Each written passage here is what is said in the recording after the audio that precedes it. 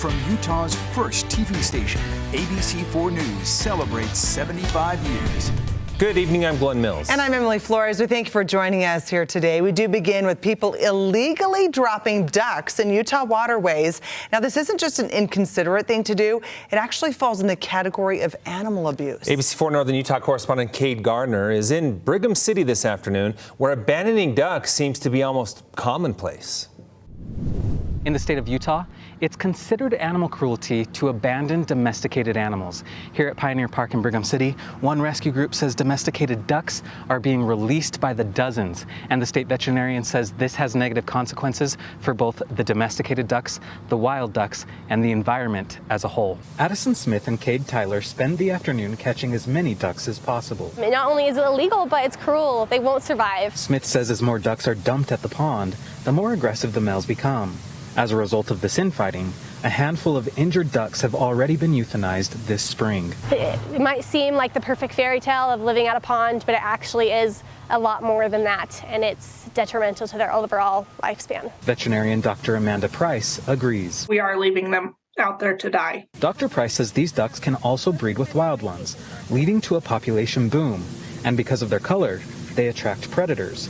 And all this can increase the spread of disease. Including the commercial species, we had 2.2 million birds that we lost last year here in Utah due to bird flu. About 3,000 of those were backyard birds. Smith says it's easy to tell which ducks have been abandoned. They're usually white and much bigger than their mallard counterparts. These animals don't deserve to be thrown away like trash. Dumping them is illegal. Utah law states abandon means to intentionally deposit, leave, or drop off any live animal without providing for the care of that animal in accordance with accepted animal husbandry practices or customary farming practices, or in a situation where conditions present an immediate, direct, and serious threat to life, safety, or health of the animal. Smith says many of the ducks here are just weeks old. People think, oh, those poor ducklings, they deserve a pond.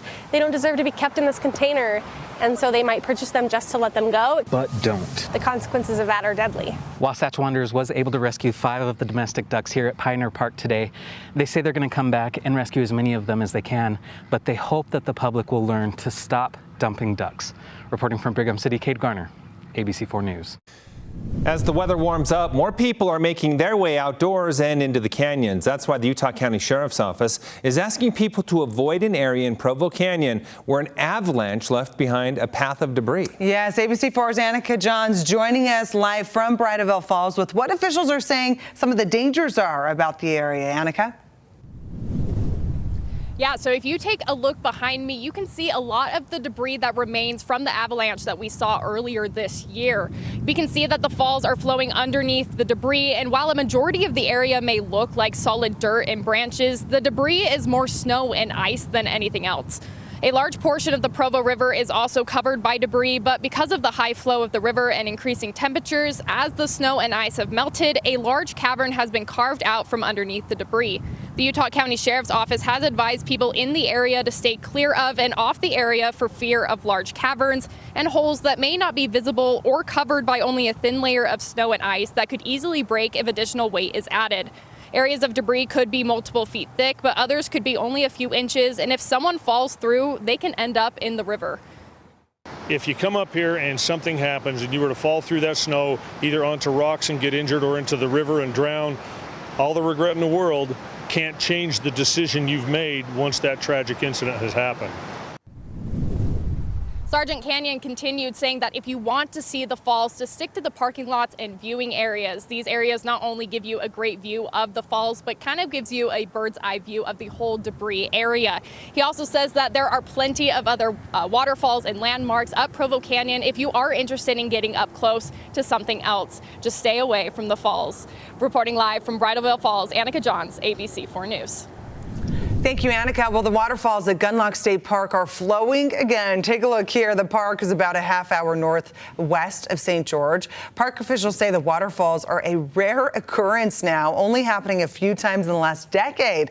But this year, with all the moisture, the falls are flowing fast, as you can see. In fact, park rangers are warning people to be careful around those falls as well, saying that the rocks can be slick and even dangerous. dangerous, but just an incredibly beautiful scene out there. And that's Yes, really it the is. scene across the state today with some pretty mild conditions. Yes, let's head over to meteorologist Nate Larson for a check of the forecast. Nate? Yeah, Gunlock Falls, beautiful down in southern Utah. We've had quite a bit of sunshine here up north as well. Looking at St. George, let's give you kind of a live view what we're seeing over some of the Red Rock right now. Beautiful conditions across southern Utah. Not too hot. In fact, we're in the mid-80s for St. George. We've got lots of sunshine. We had a few high cirrus clouds move through the area, but overall pretty quiet down over southern Utah. Central and northern Utah, a little bit of a different story. We do have a few areas of some spotty showers and storms, mainly over the Uintas into southwest Wyoming, seeing some shower activity there, southern Idaho, eastern Nevada, and just clipping the far northwest corner of Utah. Some areas like Park Valley could be seeing some showers, even a possible thunderstrike. For the most part, though, it's been pretty quiet. We've had some threatening clouds over some of the Wasatch Front. They look kind of dark, a bit ominous, mainly just some gusty winds, though. A few sprinkles over Tooele as well, but for the most part, it's been some gusty winds at times. You can see the southerly flow that's in place across central southern Utah, a bit of a westerly, if not northwest flow across some of the West Desert. Winds generally 5 to 10, maybe 15 miles per hour, so not too strong.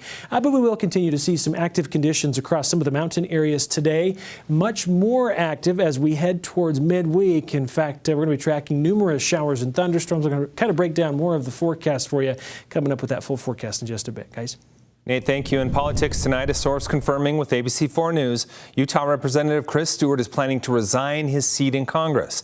Now, details are limited at this point, but we are expecting a statement from the representative in the near future that will indicate why he's vacating the seat and when, which is likely to be later this summer. Stewart has served Utah's 2nd congressional district since 2013 and has been reelected by a commanding margin every time. If he does resign, the governor would have to schedule a special election to fill that seat until January of 2025. We're following another resignation, this one at the local level. Salt Lake City Councilwoman Amy Fowler is resigning her seat. She was charged with driving under the influence earlier this month. She was pulled over in Springville on May 5th. A state trooper reporting she had bloodshot eyes, blowing over twice the legal limit. Now, according to documents, Fowler was involved in a hit-and-run crash in Salt Lake County that same day. Fowler telling ABC4 News she will resign on July 3rd so she can continue to represent her district throughout the budgeting process for the next financial year. In Salt Lake, detectives are investigating a possible drowning death at the Jordan River last night. Now, information is limited, but Salt Lake City police tell us they responded to a man at the Jordan River Trail near 500 North at 11:15 p.m. This was last night. They say emergency services gave him first aid, but he died on the scene. Police are not releasing his identity or any more details at this point until they tell his family. In new developments tonight, a judge ruling the Park City High School tennis coach accused of abusing one of her players was defending herself and has dropped the charges. The fight happening back in August, the attorney for 62-year-old Lanny Wilcox says she got into an argument with one of her players about her assignment for the week. The player got mad and slapped Coach Wilcox across the face, leaving a mark. Her lawyer says Wilcox gave the player a bear hug to stop her from hurting anyone else, but Summit County filing aggravated child abuse charges against the coach. If you put yourself in a situation and someone attacks you, and then there's a second attack from the court system, that's painful. And we're going to find ourselves without referees, without tennis coaches, without people that want to contribute. Wilcox's attorney filing a justification hearing where the judge ruled she was acting in self-defense. Summit County can appeal. Her lawyer tells us Wilcox is coaching tennis again, but not at Park City High School. And today, the Scripps National Spelling Bee is kicking off in Washington, D.C., and a couple kids from Utah are even competing. This year, there are more than 230 spellers. They worked their way through regional spelling bees to earn their spot. 2 kids from Utah are in Washington competing, 14-year-old Surya Kapu from Salt Lake City and 14-year-old Luke Jepson from Price. Now, we spoke to Luke today after he spelled a word wrong. Today went I don't know. I got a really hard word and got out, but I don't feel too bad about it. I feel like, today was overall a pretty good day. I'm pretty proud of how good I did. As he should be so proud. Those words are so hard. So he tells us he prepared for the bee by practicing for an hour every day. He says he's actually more scared about being on TV than being up on a stage spelling. I have all the respect in the world for those kids. I do too, because they say some of those words and I'm like, I've never even heard of this word. Right. Let alone knowing how to spell it.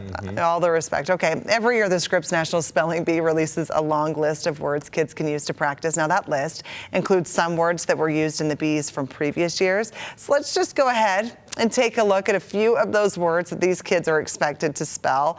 Okay, here we go. High-tiki was the word that Luke got out with aggrandizement. Okay.